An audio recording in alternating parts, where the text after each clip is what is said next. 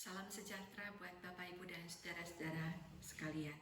Kita bertemu dalam pendalaman Alkitab dengan tema kuasa yang mengubahkan, diambil dari Kisah Para Rasul pasal 1 ayat 8. Tetapi kamu akan menerima kuasa kalau Roh Kudus turun ke atas kamu, dan kamu akan menjadi saksiku di Yerusalem dan di seluruh Yudea dan Samaria sampai ke ujung bumi. Ibu Bapak dan saudara-saudara, kenaikan Tuhan Yesus ke surga itu sebuah perpisahan, tetapi bukan sebuah perpisahan yang menyedihkan, melainkan membuat sukacita. Mengapa? Karena Yesus akan datang kembali. Ada pengharapan untuk bertemu lagi. Kisah Rasul pasal 1 ayat 11. Bila sesuatu yang diharapkan itu tidak terlihat, belum terjadi, tapi dipercayai, diimani, maka menjalaninya tidak mudah. Mengharapkan sesuatu yang belum kelihatan itu berat, karena kita gampang diombang-ambingkan, mudah dikendalikan keadaan. Yesus tahu, oleh sebab itu sebelum dia naik ke surga, dia memberikan dua pesan. Pertama janji, kedua kuasa. Lukas menulisnya dalam Injil Lukas pasal 24 ayat 36 sampai 53, Kisah Para Rasul pasal 1 ayat 11 sampai 22. Ada dua janji Tuhan. Satu, janji akan datangnya Roh Kudus, dan kedua, janji kedatangannya kembali. Dengan janji ini membuat hidup murid-murid dan pengikut Yesus menjadi sebuah perjalanan rangkaian pengharapan. Dengan kata lain, hidup kita sekarang ini berada di antara dua keadaan. Kita sudah diselamatkan oleh penebusan Kristus, tetapi di sisi lain penggenapan keselamatan itu belum terjadi dengan sempurna. Artinya, kita sudah menjadi pewaris kerajaan surga, tapi kita belum menjadi penghuni kerajaan surga. Kita masih di bumi dengan tubuh duniawi yang berdosa. Kita belum dibangkitkan atau diubahkan dengan tubuh surgawi atau tubuh kemuliaan. Saudara, ini berarti sekarang kita hidup dalam pengharapan. Hidup dalam masa pengharapan itu tidak menunggu dalam arti diam, pasif. Sebaliknya, hidup dalam pengharapan itu aktif, menyiapkan diri untuk menyambut yang akan datang itu. Hidup dalam pengharapan adalah hidup antisipasi. Maksudnya apapun yang kita lakukan sekarang ini adalah sebuah antisipasi, sebuah persiapan, latihan untuk apa yang akan terjadi nanti di surga. Kejadian sebenarnya nanti di surga, tapi kita sudah mengantisipasinya, mempersiapkannya di sini sejak di bumi sekarang. Dengan kata lain, hidup yang sekarang ini menjadi antisipasi kecil-kecil, latihan, persiapan. Pertanyaannya, apa saja yang harus dipersiapkan? Pertama adalah makan. Dalam Injil Lukas pasal 24 ayat 30, 41, dan 42, Kisah Para Rasul pasal 1 ayat 4, dikatakan sebelum naik ke surga, Yesus mengajak murid-murid makan bersama. Ini berarti di kisah di kerajaan surga kita masih makan. Dalam Alkitab, kedatangan Yesus itu digambarkan sebagai perjamuan kawin anak domba. Perjamuan pesta makan. Makan adalah salah satu antisipasi persiapan kita untuk hidup dalam kerajaan surga. Maksudnya, tingkah laku kita di sekitar aktivitas makan adalah antisipasi menjadi penghuni kerajaan surga.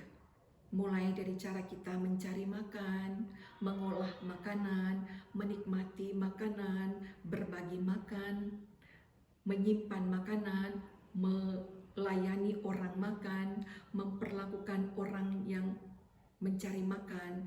Itu semua menunjukkan identitas kita, siapa kita. Orang yang akan menghuni kerajaan surga itu tidak serakah, tidak jorok, tidak rakus, tidak pelit, tidak egois, tidak curang, tidak menyogok dengan makanan, tidak menindas karena makanan. Ulah kita di sekitar makan merupakan cerminan iman kita. Karena makanan itu adalah persiapan antisipasi kita menyongsong langit baru dan bumi yang baru. Kedua, sukacita. Selama di bumi, sukacita kita belum utuh. Kita masih sedih, masih mengalami kedukaan, masih menangis, masih mengalami kesulitan. Bagaimana kita menghadapi dan mengatasi kedukaan dan kesulitan, menggambarkan itu semua identitas kita sebagai anak-anak Tuhan. Kita belajar menerima duka lara dan kesulitan dalam hidup sebagai cara kita melihat kehadiran dan penyertaan Tuhan. Anak-anak pewaris kerajaan surga, hatinya selalu diliputi semangat, sukacita, berjuang di tengah kehidupan yang keras ini dengan penuh sukacita. Ketiga, ibadah. Saudara, sesudah Yesus naik ke surga, murid-murid tinggal di Yerusalem dalam bait Allah dan memuliakan Allah. Nanti di surga kita juga memuliakan Allah.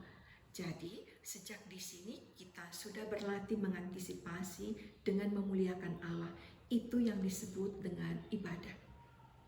Dalam Injil Lukas diawali dengan salam dan diakhiri dengan Yesus memberkati murid-muridnya.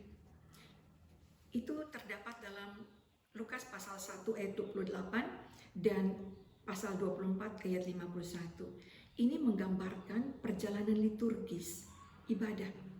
Artinya perjalanan hidup kita merupakan perjalanan ibadah. Maksudnya aktivitas sekolah, kuliah itu ibadah. Kegiatan kerja itu ibadah. Dagang ibadah. Pernikahan kita itu ibadah. Makan ibadah. Rekreasi ibadah. Menonton ibadah. Pergaulan kita ibadah. Kegiatan sosial ibadah.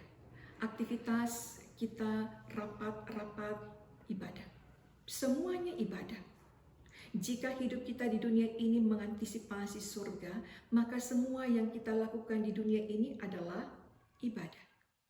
Sebab kelak kita akan beribadah di surga. Ketiga,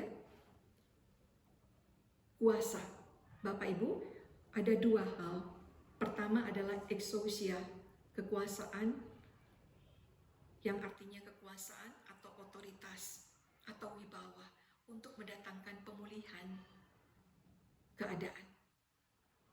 Berdimensi kekuasaan politis, di mana seseorang memiliki kekuasaan untuk memerintah atau menentukan sesuatu keadaan. Contoh jabatan presiden, dokter, polisi, orang tua, guru, tukang parkir, dan banyak lagi yang lain. Kedua adalah dunamin, kuasa atau power di mana potensi personal itu mengadakan perubahan lebih besar untuk skala yang lebih luas. Perubahan personal ini merupakan inti perubahan. Anak-anak Tuhan seharusnya menjadi dinamisator, penyebab perubahan secara luas. Bapak, Ibu, dan Saudara, hidup di masa penantian ini tidak mudah. Untuk itu Tuhan memberi kita anugerah kuasa berupa endinamo, yang artinya kekuatan yang diletakkan Tuhan di dalam kita. Kekuatan ini yang menggiring kita kepada kemenangan. Sehingga waktu kita menghadapi proses atau krisis apa saja di dalam kehidupan ini, diri kita dapat memberitahukan diri sendiri.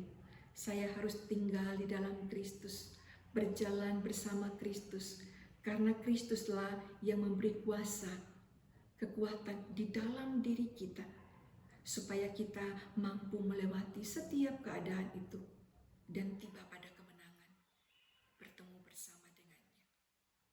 Amin. Bapak, Ibu, dan Saudara, mari kita tundukkan kepala dan kita berdoa. Bapa Surgawi, terima kasih Engkau mengutus Roh Kudus untuk menemani, menyertai, membimbing, memotivasi kami, menginspirasi kami, mengajarkan kami hidup sebagai anak-anak Tuhan, calon penghuni kerajaan surga. Terima kasih Roh Kudus mengajarkan kami di sini hidup bersama dengan semua orang, berbagi kasih, berbagi makanan, berbagi kehidupan dengan sukacita.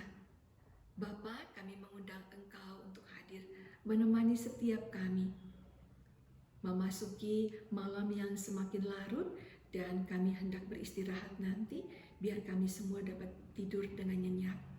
Terima kasih untuk hari yang indah, untuk penyertaan Tuhan di hari-hari kemarin, sepanjang hari kerja ini sampai besok, dan seterusnya. Di dalam nama Kristus Yesus kami berdoa. Amin. Bapak, Ibu, dan Saudara, demikianlah pendalaman Alkitab hari ini. Tuhan menyertai kita semua. Shalom.